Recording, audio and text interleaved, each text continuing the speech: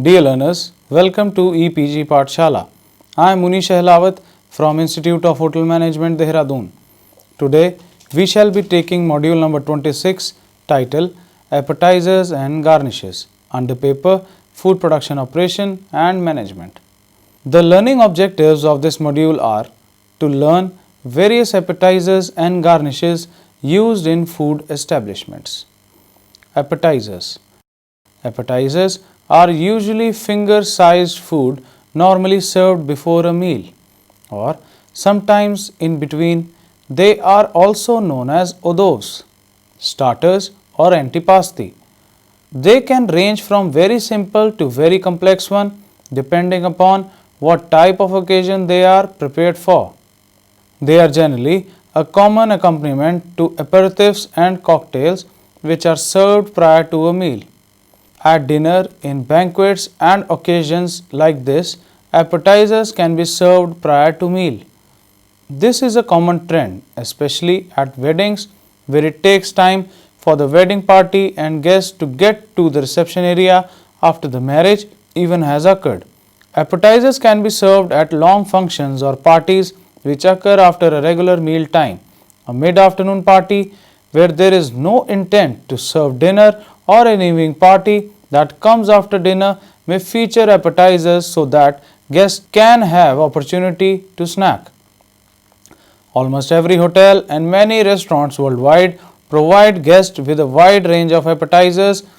Selection prior to meal. Types of appetizers: salads, seafood and seafood cocktails, spring vegetables, pork products like salamis, pate, savory jelly or aspic, various types of egg, fruit juices, fruits, caviars, galantines, vegetables based terrine, canapes and sandwich. Types of hot appetizers: bagnette or fritters, bushes, patties, brochette or skewers, croquette, cooked mixture of meat, fish, poultry or vegetables, especially potatoes, formed into small roll coated eggs, breadcrumbed and deep fried. Sandwich like croquette, monsieur, flambe based dishes. It is important that an appetizer should be colorful, well decorated, dainty and should be well presented. Appetizers can be mainly classified into following categories: cocktails, canapes, odors, petit salads, small cocktails. Cocktails are generally served chilled and could be in a solid form or liquid. It consists of fruit, vegetables, seafood cut into bite-sized pieces mixed with some suitable sauce or dips. The cocktails should be fresh in appearance and should be arranged attractively to have an eye appeal. Some examples of cocktails are: mixed fruit cocktail is diced of pineapple, orange, grapefruit and grapes served with lemon juice squeezed on top. A cherry placed in the middle served in cocktail glasses. Juices of orange, pineapple, grapefruit or tomato served with cold salad dressings are served as cocktails. Melon cocktail has small balls of melon served in a cocktail glass, melon juice poured on top and a cherry placed in the center. Grapefruit cut into half, the segments loosened with grapefruit knife, placed in a grapefruit cup, cherry placed in the center and castor sugar served separately. Points to be kept in mind during the preparation and serving of cocktails. Cocktails should always be served chilled. They can be assorted or single. The fruits should be cut in an attractive manner with an eye appeal into segment, dices or balls. The ingredients to be placed should be arranged in attractive manner to create an eye appeal. For example, a cherry placed on top adds color to the drink. If any greens, salad leaves are to be used, they should be fresh and crisp. Cocktails should always be served in cocktail glasses. Canapes. Canapes are small savory tidbits of food items. They can be served either hot or cold. The items should be fresh, small, and have an eye appeal along with good color contrast. For the preparation of canapes, one should have an artistic imagination, skill set, and flair for presentation. Various butter spreads can be used, decorated, and garnished with capers, hard boiled eggs, gherkins, olives, cucumber peel, radish, pimentos, mayonnaise, or piped butter, mushroom, parsley, truffles, chervil, base, bread cutouts, toast, crackers, etc. Point to be kept in mind during the preparation of canapes. The canapé spreads should be colorful, mayonnaise or butter mixed with colorful ingredients. The bread should always be cut into thin slices. Toast fancifully cut pieces of bread on both sides or it will get soggy. Use different breads varieties like brown, rye, white, colored breads to provide a variety. Odos are meant to stimulate appetite, so the presentation and taste is an important factor. Simplicity should be taken care of. They can even be made with leftover food with items or with fresh look eye appealing to the customer, well presented as well as tasty. Salads.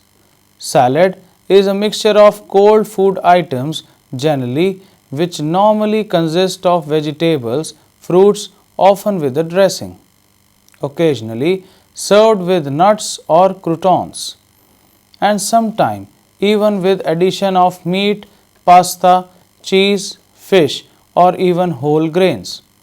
Salads are generally served as an appetizer before a large meal. Garnishes. Introduction. The word garnish comes from French and means to grace or to provide. In kitchen operations, we use the word garnish to refer to the decoration of food by the addition of other items. Garnishes can be defined as food items placed around or on top of a principal dish for adornment or relish. Classical dishes are garnished by their creator for the naming of public personalities, whether political or professional, or merely a name of the establishment.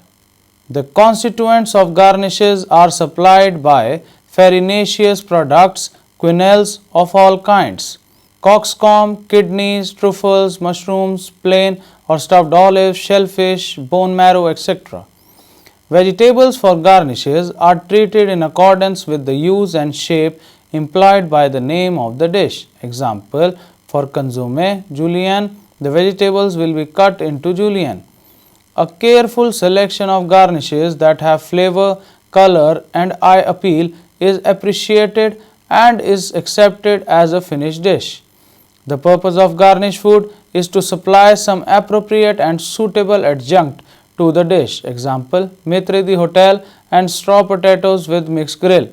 It makes the dish attractive in appearance and enhance flavor. Example, lemon wedges and parsley with fried fish. It helps to improve the color of the principal dishes, whereas colorful ingredients blend well with the dish. The subtle touch of color well used increase the attractiveness of a dish where as if uncontrolled. The results can be disastrous. Omission of any constituent is to be avoided, as the garnish would thereby be out of keeping with its specified character. The neatness is of prime importance, and from the service point of view, arranging of garnish must be planned to facilitate the servicing. Garnishes come in a variety of shapes and sizes, depending on the meal being served and the level of service required. A common yet effective garnish used in many restaurants is a sprig of parsley or other herb on the side of a plate, or a wedge of lemon to be served with fish. There is no rule in cooking that says every meal must be garnished, but if a garnish is used, it should be fresh, colorful, edible and should be suited to the meal. All garnishes should be edible. Some plants and flower make very attractive garnishes but are poisonous and should not be used. Likewise, do not use plastic or ceramic garnishes or decorations as they can cause choking if swallowed. There are two types of garnishes, simple and composite. Simple garnishes consist of a single element, most commonly a vegetable, braised, sauteed or fried. Ice crouton, flutes, example, tomato soup with croutons. Composite garnishes are made from a number of ingredients varying according to the basic dish. Example, chicken Maryland with corn galettes, thick corn pancakes, bacon rashers, potato croquettes and grilled tomatoes. Some of the garnishes, lemon wedges, are served with fish and seafood. The wedges should be freshly cut prior to service. Parsley is a very common garnish suited to a wide range of dishes. Rosemary is an aromatic herb often served with lamb dishes. Croutons are small cubes 10 mm into 10 mm of fried bread. They are used to garnish soups and salads. Basil is a sweet fragrance and a sharp taste. It is common garnish for many Italian dishes. Fines herbs are a mixture of chopped chervil, parsley, tarragon and chives. This can be sprinkled over a meal before serving. Chiffonade lettuce is a popular garnish used with prawn cocktail. Vegetables may be served julienne as a colorful garnish for meat and fish dishes.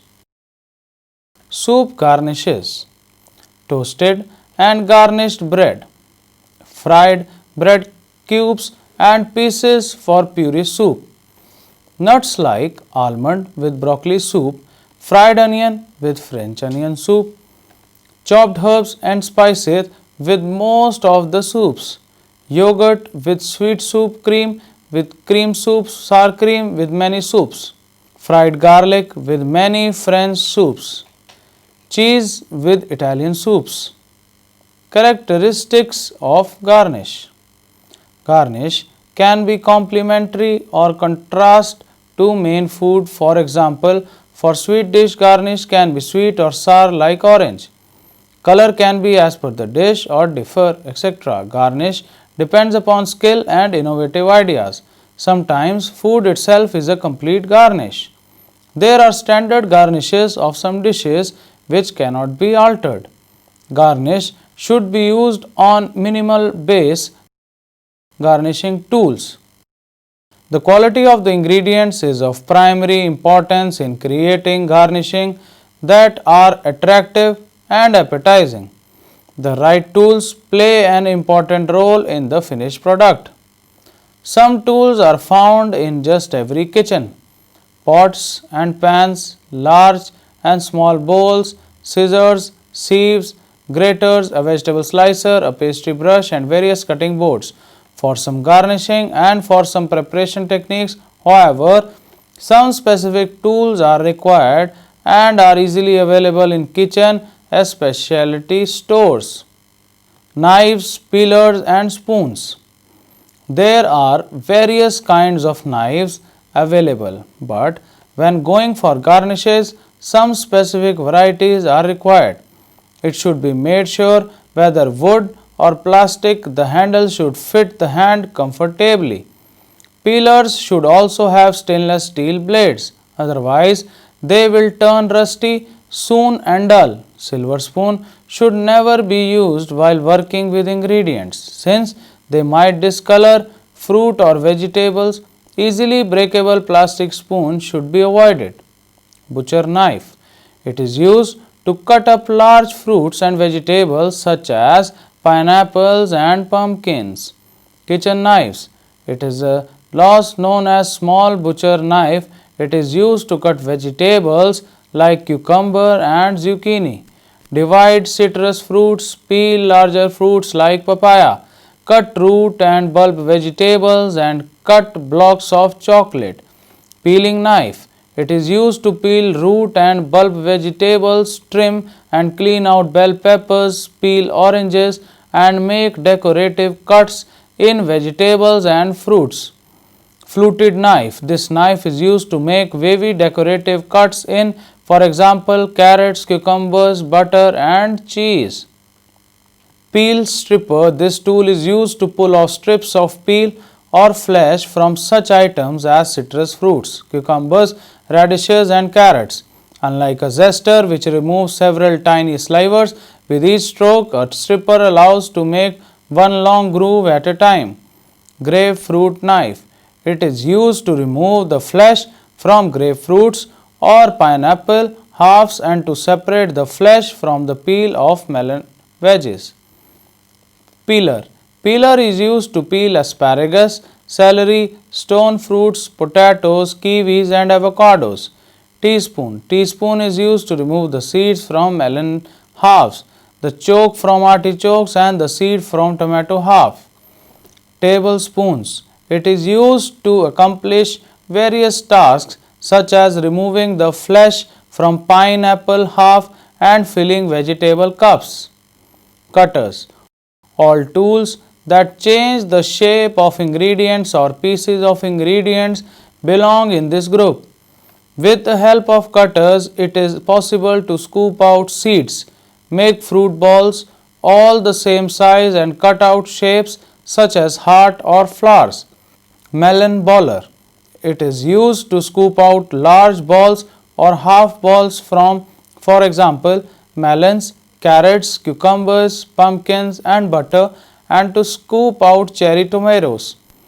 Tiny melon baller. It's also known as pearl baller and is used to scoop out vegetable pearls from, for example, carrots, cucumber, melon, and celery. Oval melon baller. It's used to scoop out oval pieces from fruits and vegetables. Apple corer. It is used to remove the core from whole apples and to prepare potato mushrooms. Round cutters. These are smooth or rigid edges to accomplish various tasks. Small smooth cutters are used to cut out the hard core of a pineapple slice or the core of an apple slice. Large smooth or serrated cutters are used to remove peels from slices such as apple and pineapple, to cut out the flesh of citrus fruit slices and cut out butter slices. Small cutters. It is available in different shapes to cut small motifs from bulbs or root vegetable slices. Bell peppers, hard boiled egg whites, butter, marzipan, and chocolate. Non-edible displays. It's true that the food holds the limelight in all buffet presentation, and the objective of buffet planning should be to achieve visual beauty both in the artistic presentation of each item of edible food and in the arrangement as well as of the many dishes on the buffet table.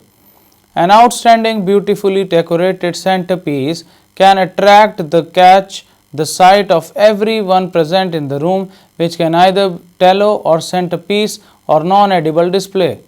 With a single glance of centerpiece, guests should be able to identify the theme of the buffet, or just by observing the non-edible decorations that provide eye-catching background for the presentation. A non-edible decorative display piece should be work of art, always in good taste. The list of possibilities would include tallow displays, salt carvings or sculpture, fruit and vegetable displays, pastelage, jelly logo, thermocol work. Tallow displays. Tallow is a substance made of rendered beef fat and wax, traditionally paraffin and beeswax. Due to its uniform texture and appearance, resistance to discoloration, and different ways it can be worked, it is good choice for carving. Carving can be as simple or intricate as you like and are quite durable. Unlike other food-based sculpting materials, you can work on tallow slowly. It can also be cleaned and repaired, stored for longer periods of time, and displayed more than once. In general, a formula is made of the following: 1 by 3 beeswax, 1 by 3 paraffin and 1 by 3 beef fat. The quantity of fat can be increased if a more pliable and more workable mixture is needed, especially if the working area is cool, which is below 85 degree Fahrenheit. Ingredients required for tallow carving are soap, oil, shortening, carving tallow, carving tools, hair dryer optional, coloring gel if required, plastic bag. Steps for preparing tallow displays. Wash your hands and work surface thoroughly. Rub your hands with oil or shortening to make them smooth. Carve out your shape with the carving tools and create details as you would if carving other materials. Your shavings and discards can be warmed in your hands and used to repair areas where you have carved too much off or don't like how an area came out. If your carving is kept warm 75 to 80 degree Fahrenheit, you can also sculpt and carve the tallow with your hands. Add color to your sculpture by warming shavings and discards and then kneading the coloring gel into the tallow. Melt these pieces slightly with the hair dryer before adhering them back onto the main sculpture. Continue carving. Smooth areas where your carving marks or fingerprints show by applying heat with the hair dryer on medium. Make quick passes over an area until the surface shines. You can also use this method to create an all-over shine on your finished sculpture. Rinse the finished sculpture with warm, not hot water to remove any dirt and shavings. Let it dry. Display it or store it in a plastic bag. Salt carvings or sculpture salt dough is widely used as a modeling medium. It can be used to create ornaments, decorations, or even jewelry. Sculptures made from salt dough should be air dried for 48 hours. When dried, the dough can be painted or varnished. If properly maintained, a salt dough sculpture can survive for several days. Salt dough can be created in even the separate of kitchens. The typical recipe for salt dough calls for 2 cups of flour and 1 cup of salt. The flour and salt are mixed together and the water slowly added. After about 7 to 10 minutes of gentle kneading, the salt dough should be left with a smooth, firm consistency. Additional salt can also be provide a firmer final dough. Salt dough can be colored with food coloring, natural things such as cocoa powder, paprika, saffron, although very expensive, or acrylic paint.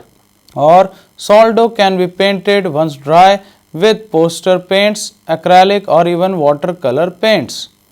Fruits and vegetable displays. Watermelons, turnips, pineapples and many other fruits and vegetables can be carved and combined into either elegantly simply or very elaborate centerpieces or accents for buffet table or party decorations. Before carving, all fruits and vegetables must be washed thoroughly. Be sure to use a knife with a stainless steel blade, as anything else may cause discoloration of the food. Pastilage. Pastilage, commonly known as gum, pesters a sugar-based dough used for decorating and creating decorations for pastry, showpiece work and decorative molded forms. The dough is much like clay or play-doh where you can knead it and roll it out. Pastelage is worked then allowed to dry, setting up to a hard sugar-based decoration. Depending upon the mix, pastelage can be formed and sanded to remove any rough spots after it has completely dried. There are many recipes out there and most of them same ingredients: powdered sugar, gelatin and water, with some recipes calling for an acid like vinegar or cream of tartar. Thermocol work. Styrofoam is an interesting medium that can be used to create a variety of craft and decorations. Templates and cutouts prepared in advance will help in producing styrofoam carvings quickly. Points to be kept in mind while plating and garnishing. Colors. 2 or 3 colors on a plate are more interesting than just one. Many hot foods, especially meats, poultry and fish, have little color other than shades of brown, gold or white. It helps to select vegetables or accompaniments that add color. Interest, this is a reason why green vegetables are so popular. Garnish is often unnecessary if the accompaniments have color, but it is very important in some cases. Shapes, plan of variety of shapes and forms as well as of colors. Cutting vegetables into different shapes gives great flexibility. Carrots, for example, which can be cut into dices, rounds or sticks, can be adapted to nearly any plate. Textures are not strictly visual considerations, but they are important in plating. Good balance requires a variety of textures on the plate. Perhaps the most common error is serving too many soft or pureed foods. Flavors. One cannot see flavors, but this is one more factor which must be considered when balancing colors, shapes and textures on the plate. Dear students, let's summarize. So, we have learnt now the various types of appetizers and garnishes and also learnt how to use them various food platings. Thank you.